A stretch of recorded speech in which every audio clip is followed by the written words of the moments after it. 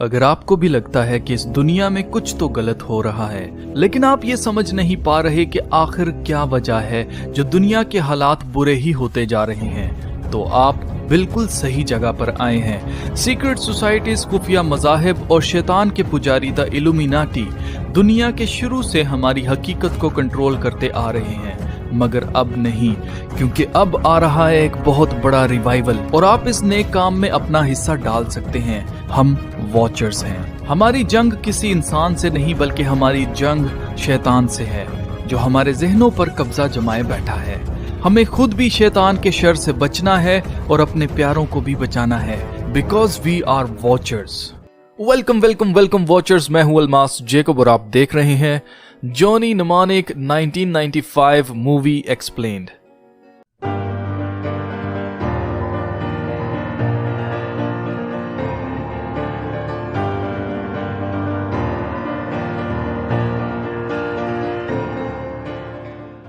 ये मूवी है 1995 की, 1995 की ये मूवी है जिसका नाम था जॉनी नमानिक। इस मूवी के अंदर ऐसी चीजें दिखाई गई हैं जो कि साल 2021 में होने वाली थी और ऐसा ही खूबहू हुआ है जैसा इस मूवी के अंदर दिखाया गया था। जी हां, आज से तकरीबन 26 साल पहले इस मूवी के अंदर दिखाया गया था कि साल 2021 में क्या होने वाला है। अब जो चीजें मैं आपको गिनवाने वाला हूं जो इस मूवी के अंदर दिखाई गई हैं, वो खूबहू 2021 साल जो हमारा बस एंड होने वाला है, इसके अंदर कुछ ऐसी ही चीजें हुई हैं और कुछ और खास चीजें हैं जो कि आगे फ्यूचर में साल 2022 में होने वाली हैं और इसी तरह से साल 2023 में भी होने वाली हैं। अगर मैं ये कहूं कि ये मूवी अपने टाइम से बहुत आगे की मूवी थी तो ये बिल्कुल भी गलत नहीं होगा। और जैसा कि मैं आपको बता चुका हूं कि हॉलीवुड को बहुत शौक है प्रीडिक्टिव माइंड प्रोग्रामिंग करने का, तो ये मूवी बिल्कुल वही काम करती है। यानी कि लोगों की माइंड प्रोग्रामिंग ऐसी की जाती है कि फ्यूचर में ऐसा होगा और लोगों के अंदर ऐसा तजस्सुस पैदा किया जाता है कि लोग इनकी मूवीज को देखें। ना सिर्फ लोग इनकी मूवीज को देखते हैं बल्कि इससे सीखने की कोशिश करते हैं कि आगे फ्यूचर में ये लोग क्या प्लान करके रखे हुए हैं। अब सबसे पहली चीज जो मेन इंपॉर्टेंट चीज है इस पूरी मूवी के अंदर, वो है कि साल 2021 के अंदर लोगों के दिमागों के अंदर ऐसी डिवाइसेस इंस्टॉल की जाती हैं जिनका नाम होता है नमानिक। इन डिवाइसेस के अंदर बहुत ज्यादा डाटा जो है उसको स्टोर किया जा सकता है, इन अपनी जो मेमोरी है उसको बढ़ाया जा सकता है। जैसा कि इस मूवी के अंदर जो जॉनी नाम का कैरेक्टर है उसको दिखाया गया है कि वो शख्स जो है अपनी मेमोरी जो होती है उसकी ब्रेन की, उसको डबल कर लेता है इससे पहले कि वो कहीं से डाटा लेकर उसने कहीं पर ट्रांसफर करना होता है। तो वो अपनी जो मेमोरी है उसको डबल कर लेता है, उसकी 80 GB स्टोरेज होती है जिसको वो बढ़ाकर 160 GB स्टोरेज कर लेता है। और जो डाटा उसने स्टोर करना होता है अपने ब्रेन के अंदर, उसकी मेमोरी 320 GB होती है, लेकिन किसी ना किसी तरह से उसको कंप्रेस करके जॉनी के दिमाग में डाल दिया जाता है। और क्योंकि ये डाटा जॉनी की स्टोरेज जो स्पेस है उससे ज्यादा होता है, इसलिए इसको कंप्रेस करके इसके दिमाग में डाला जाता है। लेकिन जब इसमें से निकालना होता है डाटा, तब उसके लिए बहुत प्रॉब्लम होती है। इस तरह का कुछ प्लॉट है इस मूवी का। लेकिन मेन चीज अगर आप नोट करें तो साल 2021 के अंदर अभी ऐलान किया है, अभी बिल्कुल इलॉन मस्क ने कहा है कि वो अगले साल 2022 में ह्यूमन ट्रायल्स करने वाला है अपनी ब्रेन चिप के लिए, जिसका नाम है न्यूरालिंक। अब जो लोग नहीं जानते कि ये लोग अपने प्लान्स को ही एक्सपोज करके मूवीज के अंदर दिखाते हैं और लोगों की प्रेडिक्टिव माइंड प्रोग्रामिंग करते हैं, वो इस मूवी को देखकर काफी हैरान हो रहे होंगे कि ऐसा कैसे हो सकता है कि 26 साल पहले इनको कैसे पता था कि आगे फ्यूचर में 2021 में क्या होने वाला है। उनको लगता है कि शायद इनके पास कोई टाइम मशीन है, जबकि ऐसा कुछ नहीं है। ये सारे इनके प्लान्स होते हैं जिसके ऊपर ये मूवी बना छोड़ते हैं पहले, और लोगों का दिमाग उसके लिए तैयार कर देते हैं कि जब ऐसा होगा तो तब क्या क्या होगा, और लोगों को फियर के जरिए, यानी कि उनको डर के जरिए उनको कंट्रोल करना, ये सारी माइंड प्रोग्रामिंग होती है। इसके अलावा इस मूवी के अंदर वक्त से बहुत ही पहले वर्चुअल हेडसेट्स दिखाए गए हैं और इसके अलावा ग्लव्स दिखाए गए हैं जो कि टच ग्लव्स हैं,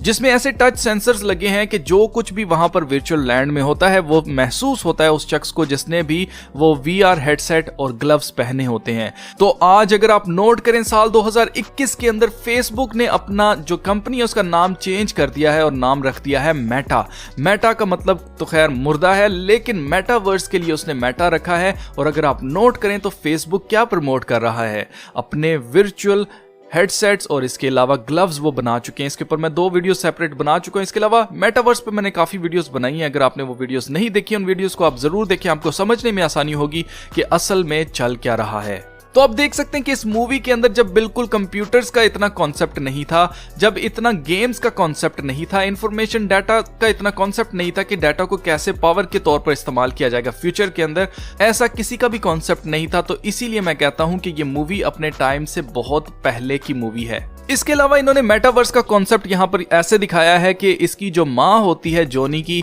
वो मरने से पहले अपनी कॉन्शियसनेस, अपना दिमाग जो है, वो जो डाटा है उसको अपलोड कर देती है आर्टिफिशियल इंटेलिजेंस के जरिए, और वो आर्टिफिशियल इंटेलिजेंस बनकर कंप्यूटर की दुनिया में जी रही होती है। यही सेम माइंड प्रोग्रामिंग की गई है लूसी मूवी के अंदर, जब एंड पर लूसी जो है वो कंप्यूटर के साथ मर्ज होकर उसके ऊपर एक काली सी चीज चढ़ती जाती है और वो गायब हो जाती है। फिर वो कहती है कि आई एम एवरीवेयर। सेम इसी तरह अभी कल जो मैंने मूवी एक्सपोज की थी अपग्रेड, उसके अंदर भी दिखाया गया था कि उसकी जो बीवी होती है, जो मर चुकी होती है, वो एक वर्चुअल लैंड के अंदर, मेटावर्स के अंदर जिंदा होती है इटर्निटी तक के लिए। तो इस मूवी के अंदर भी इटर्निटी का, यानी कि जिसको कहते हैं हमेशा तक जिंदा रहना, उसका कॉन्सेप्ट भी इन्होंने आर्टिफिशियल इंटेलिजेंस के जरिए यहां पर दिखा रखा है। इसके अलावा बहुत ही इंपॉर्टेंट जो पॉइंट था वो ये था कि इस मूवी के अंदर ऐसे सीन है कि यहां पर एक बीमारी होती है जो कि लोगों को हो जाती है, और अगर आप नोट करें तो लोगों ने क्या पहन रखा है?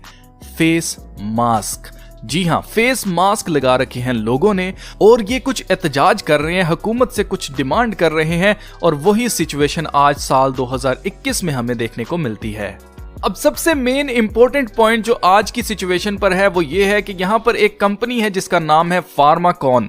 फार्माकॉन जो कंपनी है वो रिस्पॉन्सिबल होती है इस बीमारी की, क्योंकि इन्होंने ही इस बीमारी को इजाद किया होता है, और इस बीमारी का क्योर जो है वो दुनिया तक नहीं पहुंचा रहे होते हैं, क्योंकि इनको फायदा हो रहा होता है कि सिर्फ टेम्परेरी तौर पर लोगों को थोड़ा थोड़ा डोज दे के, ड्रग्स दे के उनको इस बीमारी से कुछ देर के लिए बचाया जाता था, और बार बार उनको जो है वो ड्रग्स बेची जाती हैं। तो आज की सिचुएशन भी कुछ इसी तरह से 1 2 3 4 5 6 पता नहीं कितने ज्यादा आपको जो है वो सिरप पीना पड़ेगा, और जब आप सिरप पिएंगे तो तभी आप जो है वो ठीक होंगे, आपकी खंग जो है ना वो सही हो जाएगी। अब यहां पर जो कंपनी का नाम इन्होंने यूज किया, आपने बड़े गौर से देखना है, इसका नाम रखा है इन्होंने फार्माकॉन। इसके ऊपर मैं एक सेपरेट वीडियो पहले बना चुका हूं, आपको बता चुका हूं कि फार्माकॉन जो है वो वर्ड एक ग्रीक लैंग्वेज का वर्ड है, जिसका मतलब है सोर्सरी, जिसका मतलब है पॉइजन यानी जहर, और जिसका मतलब है स्पेल करना, किसी के ऊपर जादू करना, मंत्र करना। तो यहां पर फार्माकॉन जो है वो कंपनी का नाम जानबूझ कर रखा गया है,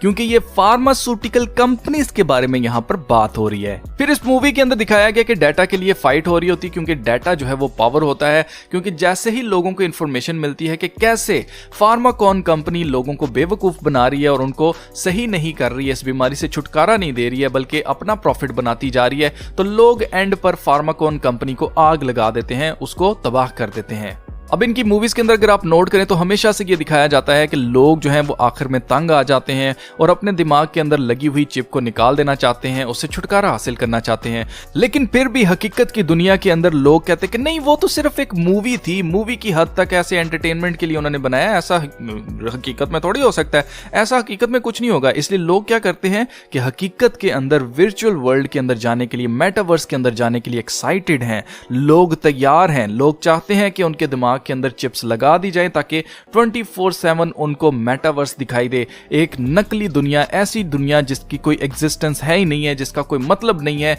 उस दुनिया में लोग जीना चाहते हैं। तो इसको बोलते हैं जनाब रिवर्स साइकोलॉजी, यानी कि जो काम आप चाहते हैं कि अगला शख्स आपके लिए करे, आप उसको कहो कि ये आप काम कर ही नहीं सकते, आप ये कभी भी नहीं कर सकोगे। जब आप उसको इस तरह से कहेंगे कि आप ये काम नहीं कर सकते, इससे आप उसको चैलेंज कर रहे होते हो, और लोगों की ईगो होती है हर्ट, और जब ईगो हर्ट होती है तो लोग वो काम जिसमें उनका नुकसान भी हो वो भी करने पर मजबूर हो जाते हैं। तो इस तरह से होती है जी इनकी माइंड प्रोग्रामिंग, जो कि ये अपनी मूवीज के अंदर करते हैं। अजीजों, मैं आपको बताना चाहता हूं कि ऐसी दुनिया, मुर्दों की दुनिया, आज से पहले कभी भी नहीं सुना था। ऐसा वर्चुअल वर्ल्ड, ऐसी नकली दुनिया जिसका कोई हकीकत नहीं है, जिसका कोई फायदा नहीं है, उसके पीछे लोग पागल हैं, अपना असली पैसा जो है वो लगाकर वर्चुअल लैंड जो है वो खरीद रहे हैं, जमीनें खरीद रहे हैं, और इसके अलावा